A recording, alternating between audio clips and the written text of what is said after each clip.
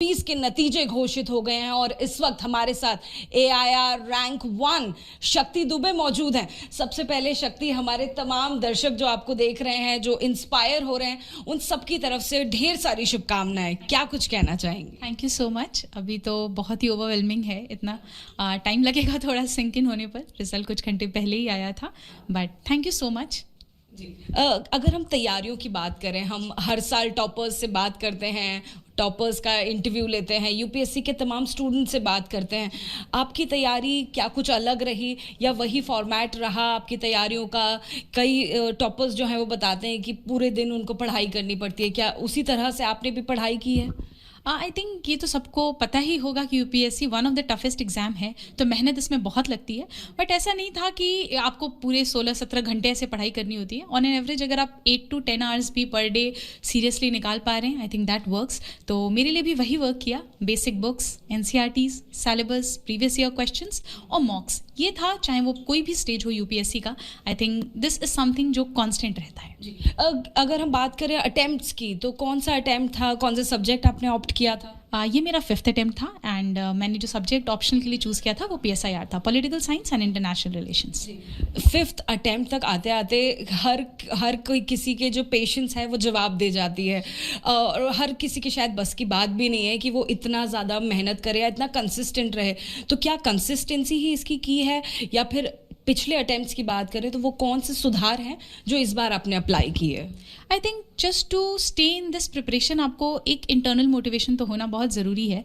जैसे था कि मैंने सपना देखा बनने का, इसके पीछे कुछ रीजंस थे and that's why I stayed constant. Parents का हमेशा से ही सपोर्ट रहा है उनका, तो that's also kept me going. इसके अलावा ये था कि पहले 3 अटेम्प्ट्स में मैंने प्रीलिम्स नहीं हो पाया, बट उसके बाद जब एक बार मैंने मेंस लिखा और लास्ट ईयर भी मैं गई थी इंटरव्यू तक, कट ऑफ से 12 नंबर कम थे, बट देन लास्ट ईयर मुझे कुछ गलतियाँ समझ में आई and I got an opportunity कि मैं उस पर काम कर सकूँ, and this year I worked on that and I think that worked in favor as well. क्या लगता है वो कौन सी गलतियां ज़्यादातर जो एस्पायरेंट्स हैं वो करते हैं? क्योंकि आपने 5 अटेम्प्ट दिए हैं, चौथे अटेम्प्ट में आपको कहीं ना कहीं फिगर आउट आप कर पाए कि ये गलती हो रही थी और आप कहीं ना कहीं इंटरव्यू तक पहुंच पाए। तो वो एक कौन सी कॉमन गलती है जो लोग ज़्यादातर कर रहे हैं? आई थिंक बहुत ज़्यादा रिसोर्सेज फॉलो करना, बहुत ज़्यादा स्कैटर्ड प्रिपरेशन रखना, बहुत सारी स्ट्रैटेजीज़ फॉलो करना। आई थिंक अभी फिर से रिजल्ट्स आए हैं, बहुत स्ट्रैटेजीज़ होंगी नेट पे, आप यूट्यूब पे freely available, and I think वो स्टूडेंट्स उससे कन्फ्यूज ना हो। सबकी स्ट्रैटेजी अलग होती है, सबकी जर्नी अलग होती है। All we need to do is बहुत ही मिनिमम नंबर ऑफ रिसोर्सेज रखें, उसको मल्टीपल टाइम्स रिवाइज करें एंड प्रीवियस ईयर क्वेश्चंस को हमेशा अपने साइड में रखें इन ऑर्डर टू अंडरस्टैंड कि यूपीएससी की डिमांड क्या है। इंटरव्यू में क्या कुछ सवाल पूछे गए, कुछ हमारे दर्शकों के साथ साझा कर सकते हैं? इंटरव्यू जो मेरा था वो बहुत ही ज़्यादा ओपिनियन बेस्ड था। दिनेश दासा सर का बोर्ड था, very cordial board I would say, और सर ने बहुत ही फ्रेंडली इन्वायरमेंट रखा था। Questions were mostly opinion based. There were questions, क्योंकि मैं प्रयागराज से हूँ तो क्वेश्चंस कुंभ पे थे, क्राउड मैनेजमेंट पे थे, ठीक है, उसके साथ साथ स्टैम्पीड पे क्वेश्चंस थे। अपार्ट फ्रॉम दैट उस समय दिल्ली में इलेक्शंस भी हो रहे थे, तो there were question on urban apathy, there were questions on like education qualifications जो होना चाहिए for election as to MPs and MLAs, ये सब थे। फिर यही था। उसके अलावा कुछ इंटरनेशनल रिलेशंस से भी क्वेश्चन आए, क्योंकि PSIR मेरा ऑप्शनल था।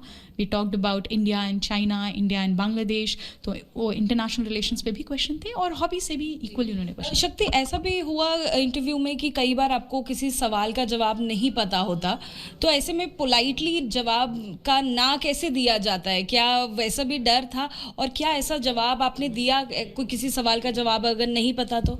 ऐसे क्वेश्चन जरूर आएंगे जिनका आपको आंसर नहीं पता होता है। How do you answer that? See, this is a problem when there is a factual question, and my basically interview was opinion based. तो मुझे ऐसा अपॉर्चुनिटी नहीं बिना बोलने का कि मेरा कोई ओपिनियन नहीं है इस चीज़ पे, you need to have an opinion. तो वो था, हाँ, वो बैलेंस रखने की जरूरत है। अगर नहीं भी आता है, any time you can tell that कि I will read about it and that works.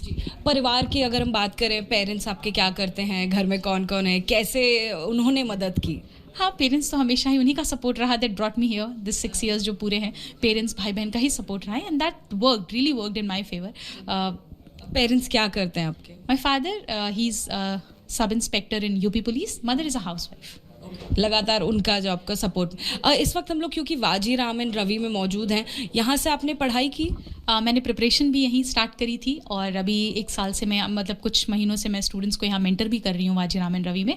तो या हम देख रहे हैं जब से आपकी टॉपर बनने की खबर आई है, अब से चंद मिनट पहले ही, तब से यूट्यूब पर जो तमाम यूपीएससी के जो कोचिंग सेंटर्स हैं जहाँ से शायद आप नहीं भी पढ़ी हैं, वो भी आपका इंटरव्यू चला रहे हैं। ऐसा कैसे, और क्या उन लोगों को भी इजाज़त होती है इसकी? आई डोंट नो, मुझे इस बारे में कुछ पता नहीं है, अभी मैंने देखा नहीं है। But to talk about courses, मैं वाजी राम एंड रवि की ही स्टूडेंट रही हूँ। फॉर जीएस फाउंडेशन हो, चाहे मेरा मेंस का हो, चाहे इंटरव्यू गाइडेंस हो। हाँ, इंटरव्यू गाइडेंस के लिए हम डिफरेंट कोचिंग इंस्टीट्यूट्स में इनरोल करते हैं। बट आखिरी सवाल पूछना चाहूँगी, जिस तरह से इतना स्ट्रेसफुल प्रोसेस होता है पूरा परीक्षा का, ऐसे में अपने दिमाग को लाइट कैसे रखा जाता है? क्या हॉबीज़ आप फॉलो करती हैं? क्या पिक्चर देखने का शौक़ है? क्या स्पोर्ट्स का शौक़ है? क्या कुछ उसे आप बैलेंस कर पाती हैं? मुझे लिखना पसंद है, तो जब भी whenever there is something going on in my mind, I just try to write it down. मैं पोएम्स, कोट्स वगैरह लिखती हूँ, तो वो मैंने करती हूँ अपने फ्री टाइम में। दूसरा, always the best thing I can do is whenever I am stressed out, I go and talk to my mother, my father, and वो उनका जो मोटिवेशन, उनका जो कॉन्स्टेंट सपोर्ट मिलता है, that's one thing that kept me happy. लिखना क्योंकि आपको पसंद है, आपने बताया। क्या कुछ आप अपने दर्शकों के साथ कुछ सुनाना चाहेंगी, कुछ साझा करना चाहेंगी? कोई एक लाइन सुनाना चाहेंगी जो आपने लिखी हो, बहुत पसंद आएगा दर्शकों? कुछ भी, जो भी आपके दिमाग में। जी सच में बिल्कुल नहीं आ रहा है, I am totally blank right now. कुछ इंग्लिश में लिखा था मैंने एक, cracks were the real weakness of those walls and also cracks were the reason light entered with in.